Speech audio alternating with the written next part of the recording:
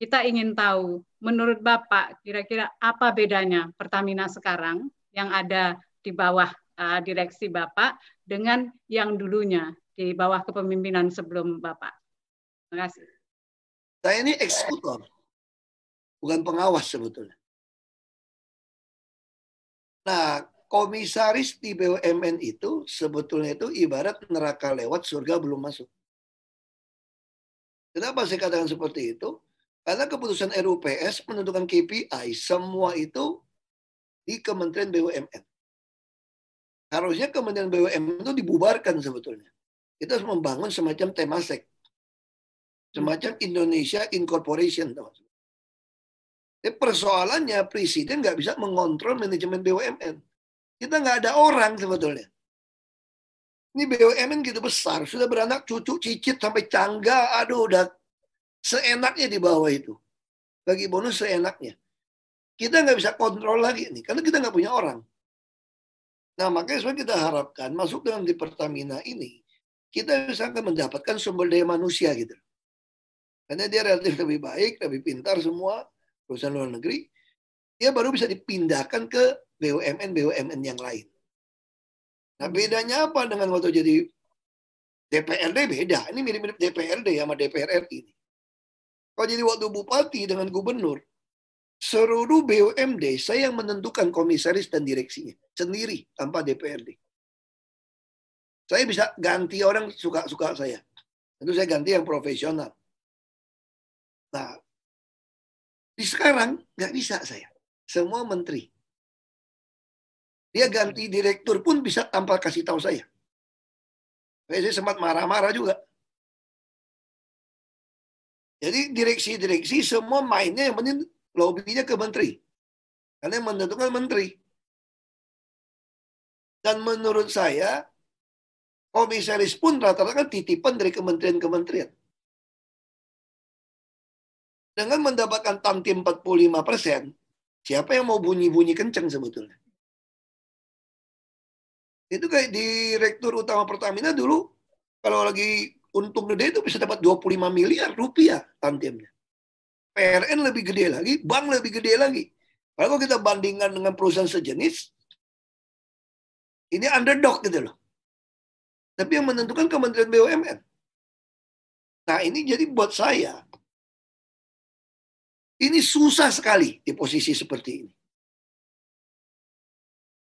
Kenapa? Kita kencengin, mereka tuh ngeyel, ngeles. Dia kasih kita secuil-secuil, data secuil-secuil. Saya udah sempat marah kemarin. Lalu apa yang berjaya sekarang? Saya potong jalur birokrasi mereka. Itu dulu naik pangkat tuh mesti pakai kayak pangkat. PLR itu Pertamina Reference Level gitu. Jadi orang mesti kerja sampai SVP itu bisa 20-an tahun ke atas. Saya potong sekarang. Semua mesti lelang terbuka. Itu pun baru 9 bulan di dalam baru mulai jalan. Itu pun belum ikhlas dijalankan.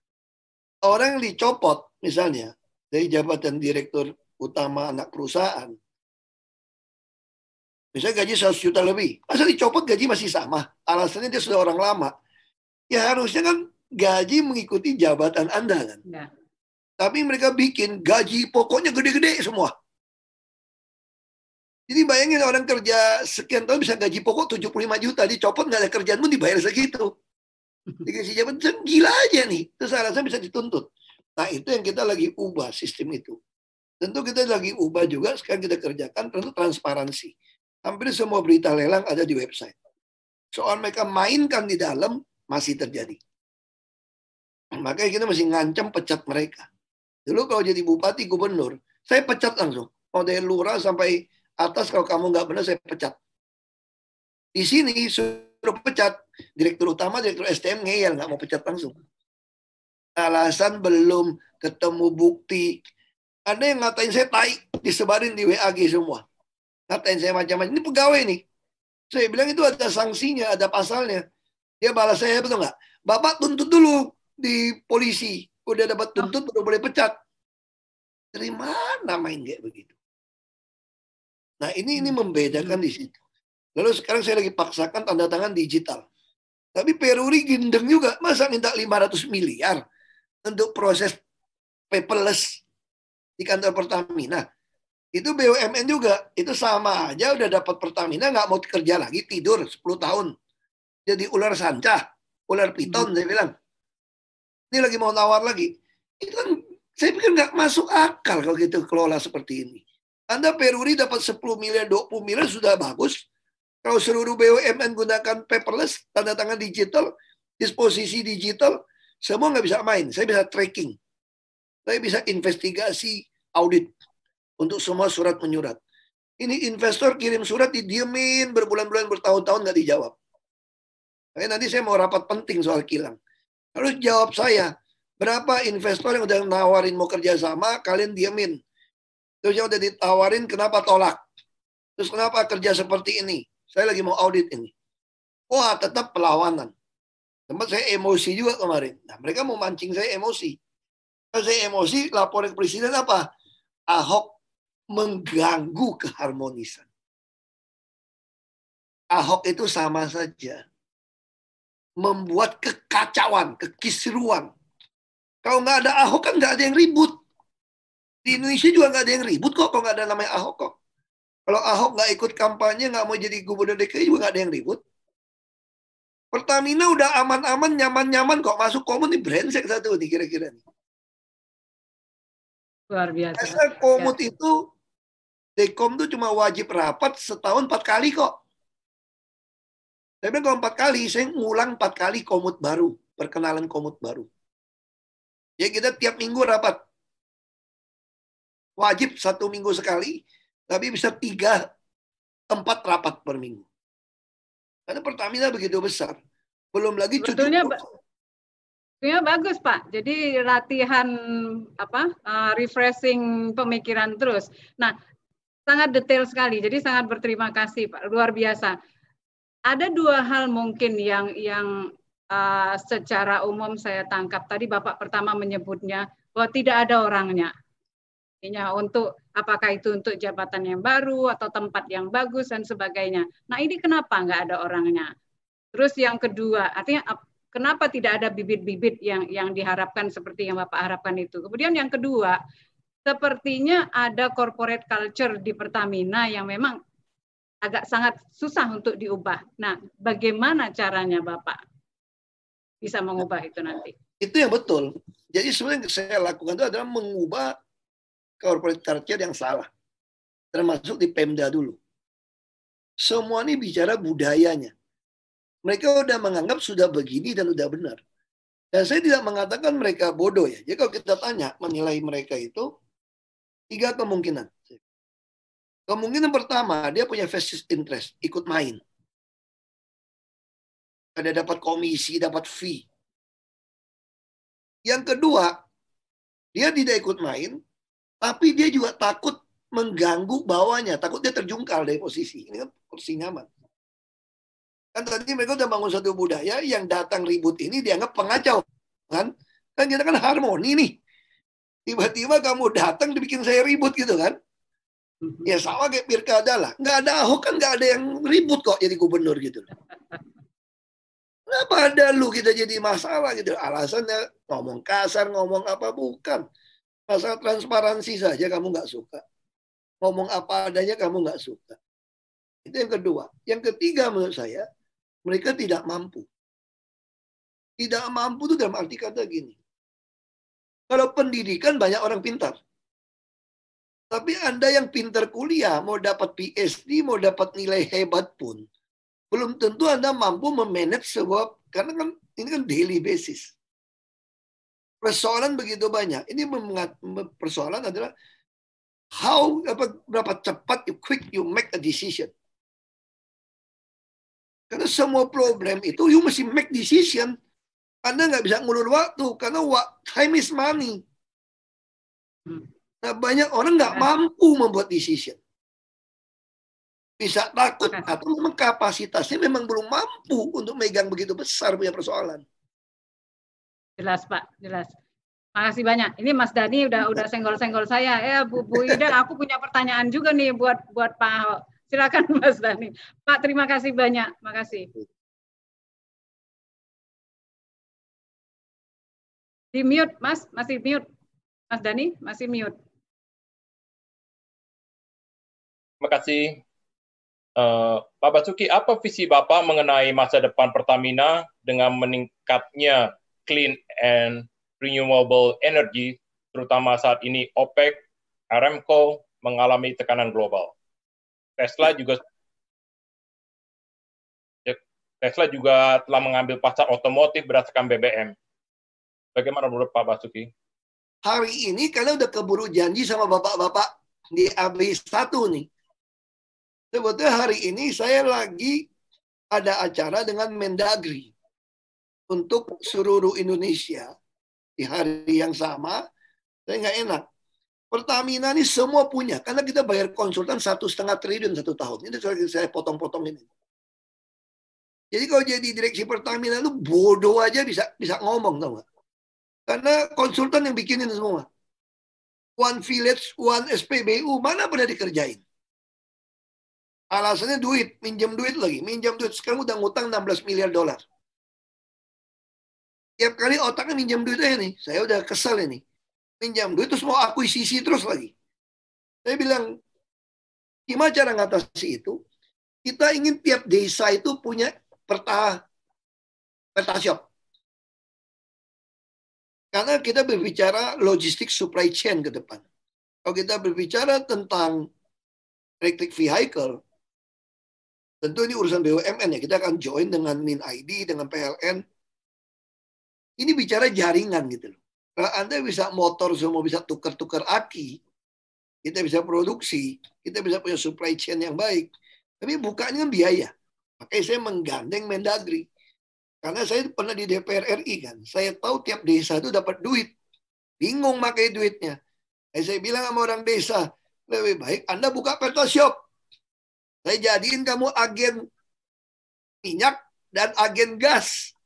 Termasuk kamu bisa punya jaringan untuk produk-produk sembako dan lain-lain nanti. Untuk membantu rakyat mendapatkan barang dengan baik. Dan saya juga lagi nekan sekarang, tapi memang lambat ini direksi ini. Saya udah nggak sabar. Di Amerika Anda punya 911 kan? Indonesia tuh nggak punya. Kami bisa menyediakan 135 nama sebetulnya. Kita kerjasama dengan Telkom, tinggal tambah seat. Saya pengen seluruh rakyat Indonesia. Anda butuh apa aja, Anda telepon 135. Nanti saya akan Pertamina ngatur. Kirimkan menjadi dashboard kepada pemerintah daerah yang ada. Dan rakyat akan melihat Pertashop itu sebagai tempat berkumpul. Tempat komunitas. Pasangin dengan wifi yang baik, itu dia bisa tempat belajar.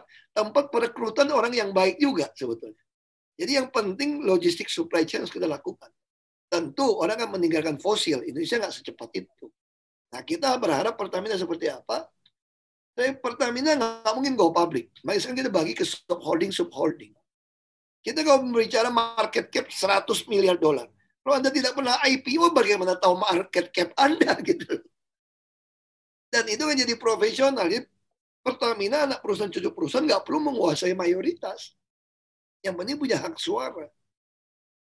Ini baru akan jadi profesional. Kita mau jadi konglomerat. Cita-cita saya itu Pertamina adalah satu contoh model untuk seluruh SOE yang ada. Jadi kita harus masuk seperti itu dan Kementerian BUMN harus dibubarkan sebelum Pak Jokowi turun sebetulnya. Kita sudah ada semacam Indonesia Incorporation, macam Temasek. Itu dalam konsep pemikiran yang kita bawa. Ini mudah-mudahan belum dipecat aja gitu loh. Karena mereka udah anggap saya ini membuat kegaduhan di dalam. Jadi untuk sekarang ini, apa usaha Bapak untuk meningkatkan ekspor minyak? Kita bagaimana bisa ekspor minyak? Orang kita itu net importer kok. Makanya saya katakan, ini juga lucu. Mereka ngotot mau beli ladang minyak di luar negeri. Anda beli minyak di luar negeri itu mahal, cuma dapat dividen. Kalau Anda cuma ambil 10-20% dapat dividen, katakanlah 5%, 4%, 5%. How come you ngutang bond 5%? Bagaimana Anda minta pinjaman uang 5%, lalu beli sesuatu ngarapin dividen 5%? Kalau dibagi dividen, kenapa tidak berpikir untuk eksplorasi? Kita masih punya 12 cekungan. Yang berpotensi punya minyak, punya gas. You ngapain di luar negeri gitu loh? Ini jangan-jangan saya pikir. Ada komisi kali ini beli-beli minyak di luar. Sama kayak LNG. Sudah tahu laporan dari konsultan 2017-18. LNG akan drop. Apalagi ada shale gas dari Amerika gitu ya. Murah. Tinggal Anda ambil. Lalu mereka kontrak sampai 45 tahun. Dengan nilai 34 miliar dolar. Gendeng kan? Dan nggak bisa dibatalin. Lu mau ngamuk, dia todong kita tanda tangan. Saya bilang saya nggak mau tanda tangan, pecat saya aja. Ini udah terjadi. Jadi kita belum lagi beli aset di luar gitu, impairmentnya ratusan juta dolar tiap tahun. Orang beli barang itu ketika barang jadi murah, bos. Saya bilang, saya baca ajaran Warren Buffett aja tahu kok. Cuma baca buku aja ngerti kok. Ini enggak, Pertamina beli orang lagi turun, dia beli paling tinggi itu harganya itu. Ini ada apa? Bangun kilang juga sama. Bangun kilang itu kan ibarat Anda tuh punya mobil Formula 1, Formula One. Mana boleh pakai sopir go-kart yang bangun, bos? Gue bilang. Yang pengemudi F2 aja nggak boleh bawa F1 kok. Bagaimana Anda bisa?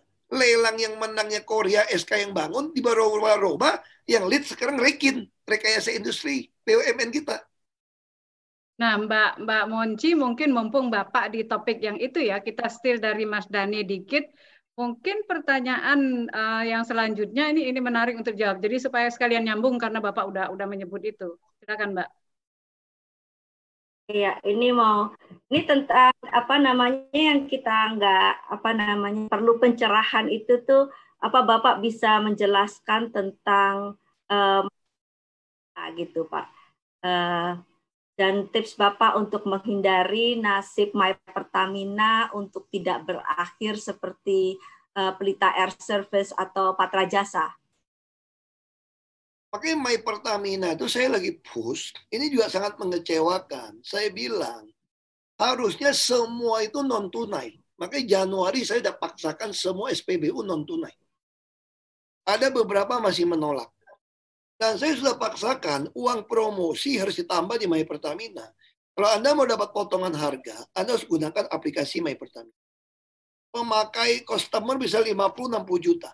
Bagaimana bisa My Pertamina cuma 1 juta lebih? Minimal bisa 5-6 juta dong. Nah ini saya kasih KPI pada mereka. You mesti push ini. Saya tidak mau tahu. Makanya My Pertamina sekarang cukup baik. Udah mulai jalan. Dan mau tanya gimana caranya nggak bernasib. Patra Jasa juga kita lagi bikin subholding sekarang. Kita mungkin akan lepas. Ngapain sih lu pegang properti? Kan sebenarnya sederhana gitu kan. Jadi Pertamina ini terlalu besar. Terlalu banyak maunya. Dan supaya mungkin ya, cucuk cicit perusahaan itu, Cangga ini, bisa seenaknya bagi bonus. Tanpa perlu minta izin Dewan Komisaris. Saya tanya, kok bisa bagi bonus cucuk perusahaan sampai 230 miliar lebih untuk 4 direksi? Gila apa? Mereka jawabnya itu enggak. Memang enggak perlu minta izin komisaris kok. Tapi kan ada asas kepatutan. Masa yang induknya aja cuma dapat 20 miliar ya gue udah marah gue bilang 20 miliar.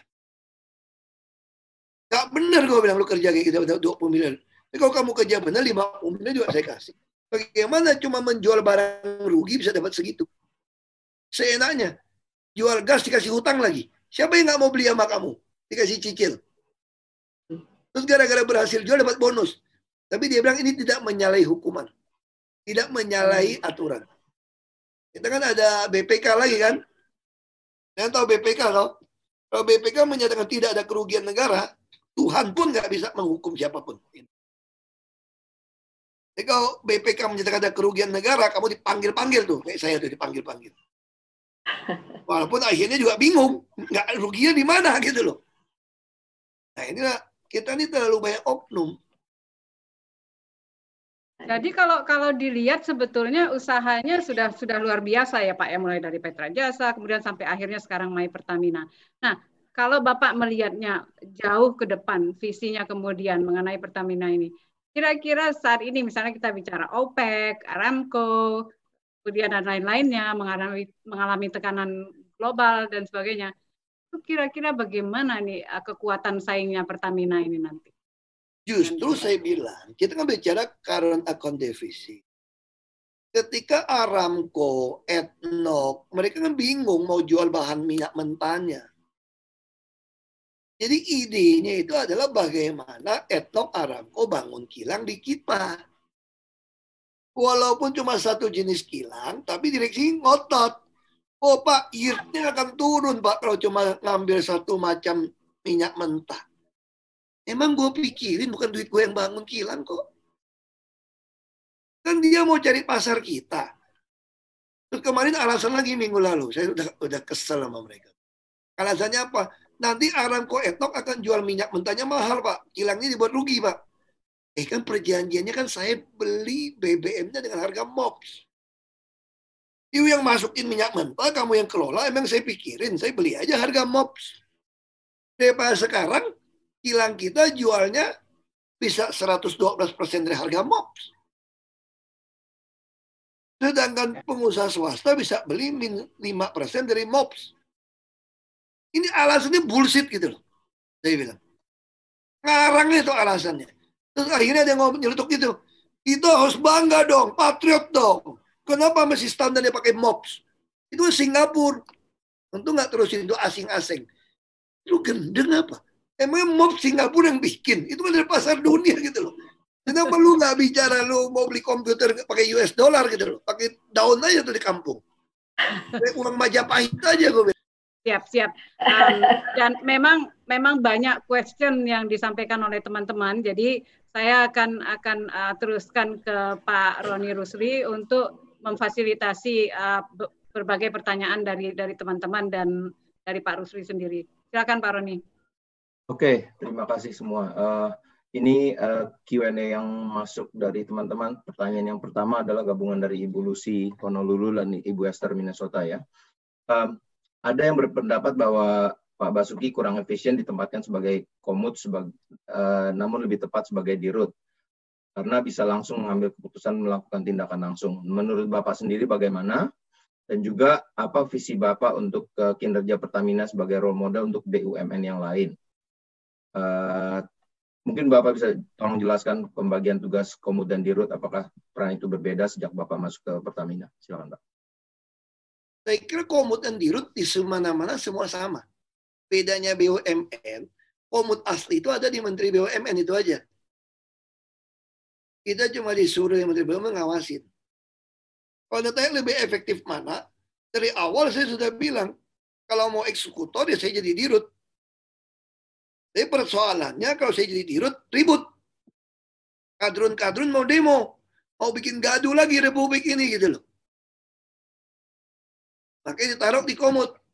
Makanya saya bilang, selama direkturnya semua mau nurut dan cepat kerjakan, saya happy komut. Ya cuma kekurangan 55% bayaran aja. Termasuk bonus. Dan saya cuma dapat 45%. Saya nggak masalah lah kalau soal uang. Yang penting Anda mau kerjakan yang saya minta.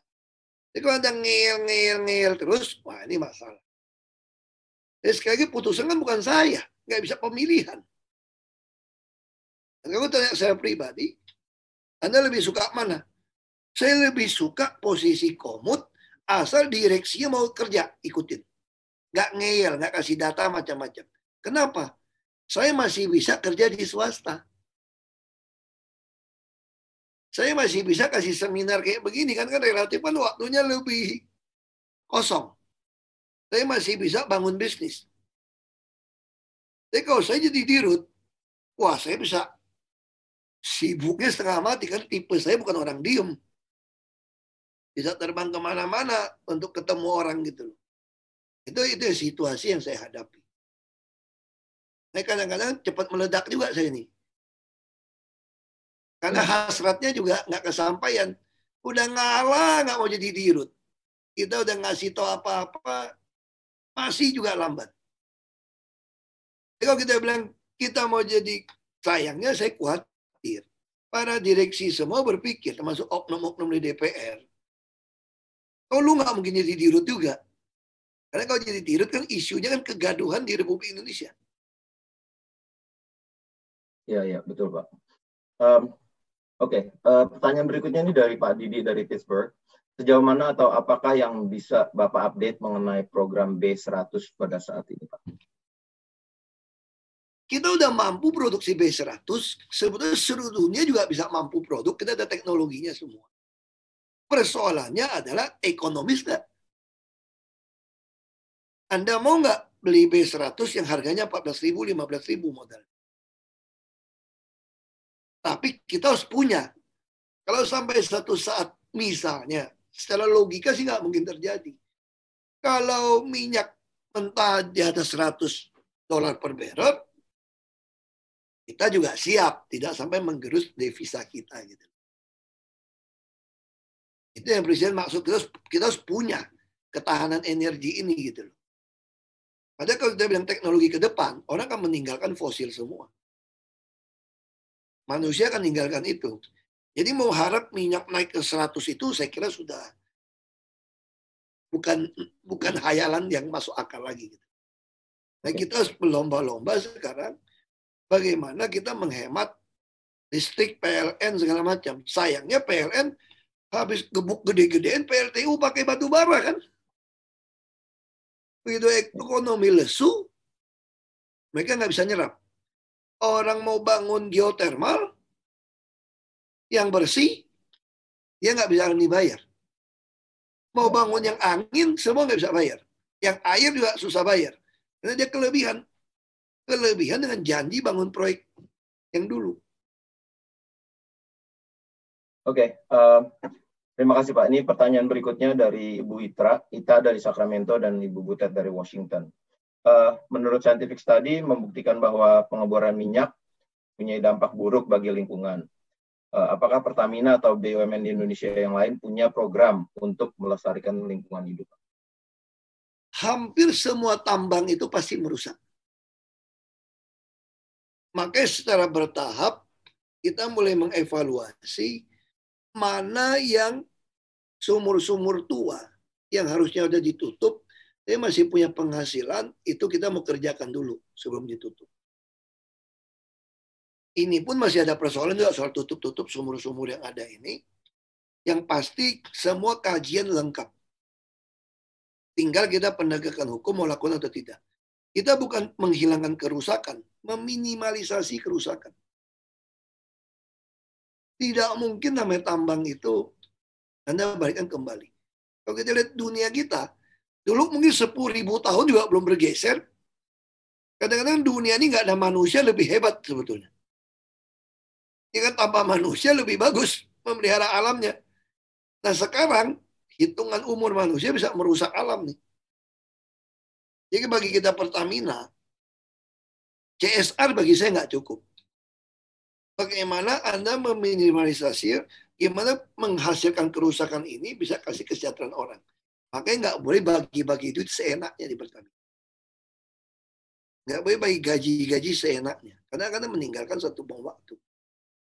Kalau tanya saya caranya gimana, ahli lingkungan, profesor semua tahu. Tapi nggak bisa bersih. Pasti minimalisasi. Baik. Ini ada satu lagi pertanyaan Pak. Ini kalau nggak salah Mbak Adrian ini salah satu pelajar di sini dari Indiana. Basically minta nasihat dari Pak Basuki ya. Kalau ada tips untuk karir bagi kita semua, karena kita melihat figur Pak Ahok BTP sebagai seorang yang pantang menyerah, anti korupsi dan terus berjuang in adversity. Apa kira-kira tips yang bisa Bapak berikan bagi kita semua? Ini Mbak Adrian ini pelajar di sini Pak. Tipsnya pertama banyak doa. Kenapa banyak doa dong?